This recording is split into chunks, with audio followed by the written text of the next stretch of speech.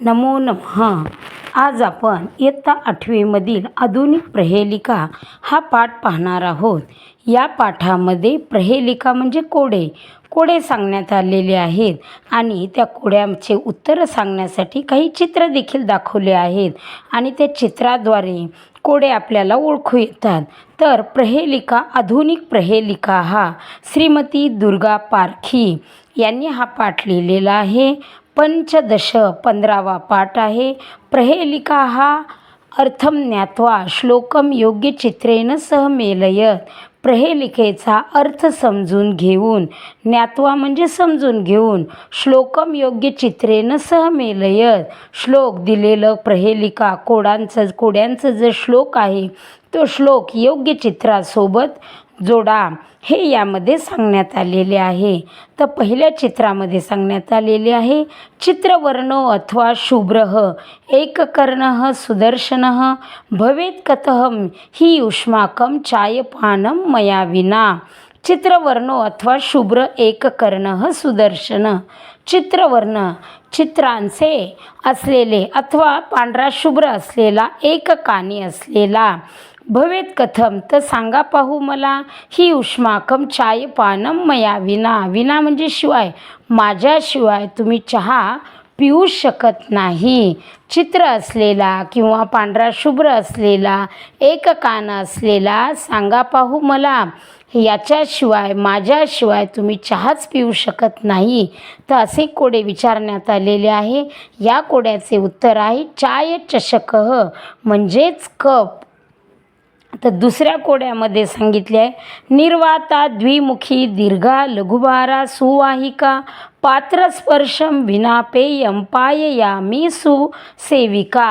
निर्वाता म्हणजे पोकळी असलेले, द्विमुखी दोन तोंड असलेली, दीर्घा लांब असलेली, लघुभारा अतिशय हलकी असलेली, सुवाहिका म्हणजे सहज वाहून नेणारी, पात्रस्पर्शम विना भांड्याला स्पर्श न करता, विना पेयम पाययामी सुसेविका पात्र म्हणजे भांड्याला स्पर्श न करता आपण सहज पिऊ शकतो. तर सांगा पाहू काय आहे.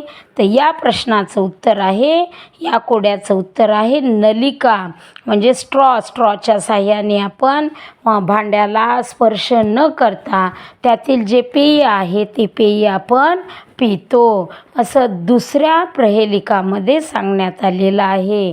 आता तिसऱ्या ह्याच्यामध्ये, आरुहे नासिकां नित्यं स्पृशामि श्रवणद्वयं दृश्यार्थं मम साहाय्यं काचयुक्ता तनुर्मम. अतिशय छान सांगितलं आहे. आरुहे नासिका, नासिका म्हणजे काय, नाकावर चढून बसलेला. नित्यम स्पृशामी नेहमी स्पर्श करतो नाकावर. श्रवणद्वयम आणि दोन्ही कानांना स्पर्श करतो, नाकावर चढून बसतो. दृष्ट्यर्थ मम साहाय्यम पाहण्यासाठी माझी मदत होते. काचयुक्ता तनुर्मम, तनु म्हणजे शरीर, काचयुक्त काचेने युक्त असलेले माझे शरीर आहे. तर सांगा पाहू काय आहे. तर या प्रश्नाचं या कोड्याचं उत्तर आहे उपनेत्रम. उपनेत्रम म्हणजे चष्मा. आरुहे नाकावर चढून नेहमी दोन्ही कानांना स्पर्श करणारा, पाहण्यासाठी मदत होणारा आणि शरीर पूर्ण काचेचे असणारा, या कोड्याचे उत्तर आहे उपनेत्रम. तर चौथ्या याच्यामध्ये असे सांगितले आहे, स्वयं प्रसारिते जाले आपतंती नराः स्वयं लभन्ते सुखनिद्रां ते अहो आश्चर्यम अद्भुतम.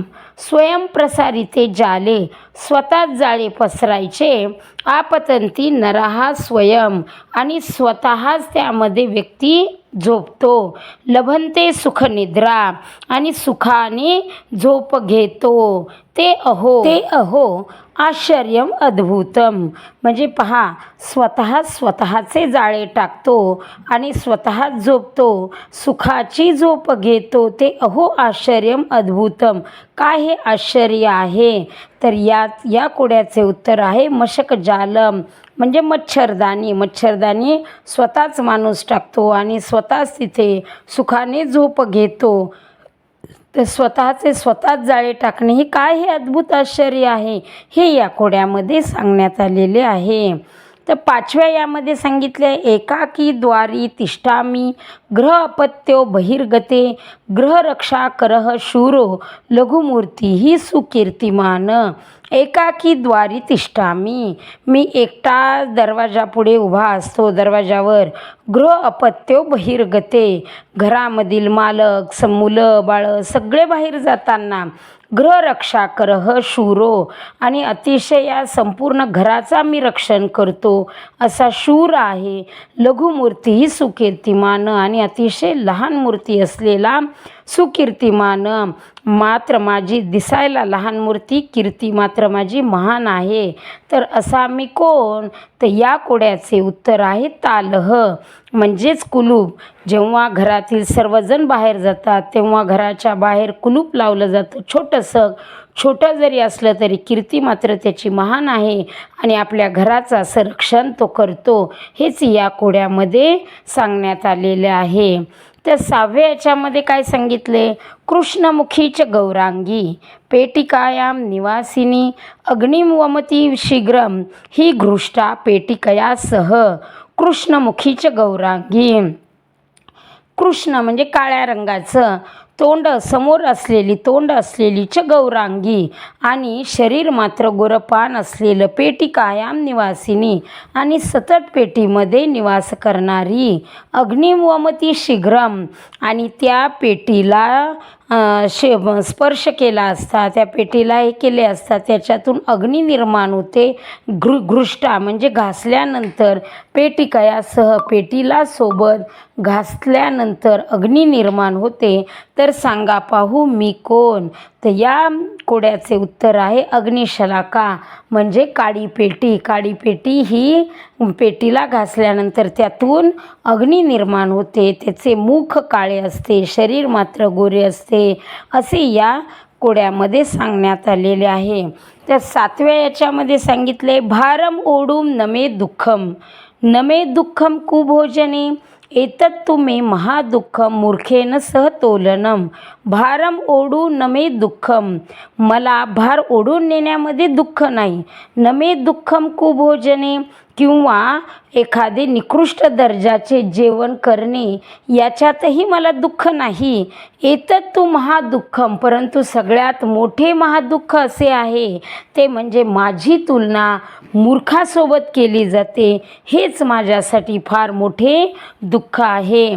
तर ही व्यथा मांडण्यात आलेली आहे कोड्यामध्ये। तर या कोड्याचे उत्तर आहे गर्दभः। गर्दभः म्हणजे गाढो आपली व्यथा मांडतो की भारम ओढू नमे दुःखम, भार ओढण्यामध्ये मला दुःख नाही, किंवा निकृष्ट दर्जाचे जेवण करण्यात दुःख नाही। महादुःख तर हे आहे की माझी तुलना ही एखाद्या मूर्खासोबत केली जाते। असे छान कोडे या आधुनिक प्रहेलिकामध्ये सांगण्यात आलेले आहेत, आणि चित्र देखील या प्रहेलिकामध्ये दिलेले आहेत। तर चित्राबरोबर या श्लोकांचे, या प्रहेलिकांचे जोड्या लावायच्या, आणि अशा पद्धतीचा अतिशय सोपा हा इयत्ता 8वीमधील हा पाठ आहे। संस्कृतमध्ये असे छान कोडे देखील आहेत। हेच हे विद्यार्थ्यांना सांगण्याचा छोटासा प्रयत्न या धड्यातून, या पाठातून करण्यात आलेला आहे। असे छान सुभाषित ऐकण्यासाठी, पाठ्यपुस्तकातील पाठ समजून घेण्यासाठी, आणि संस्कृत कथा ऐकण्यासाठी संस्कृत अमृत भाषा या चॅनलला लाईक करा, शेअर करा, सबस्क्राईब करा। धन्यवाद।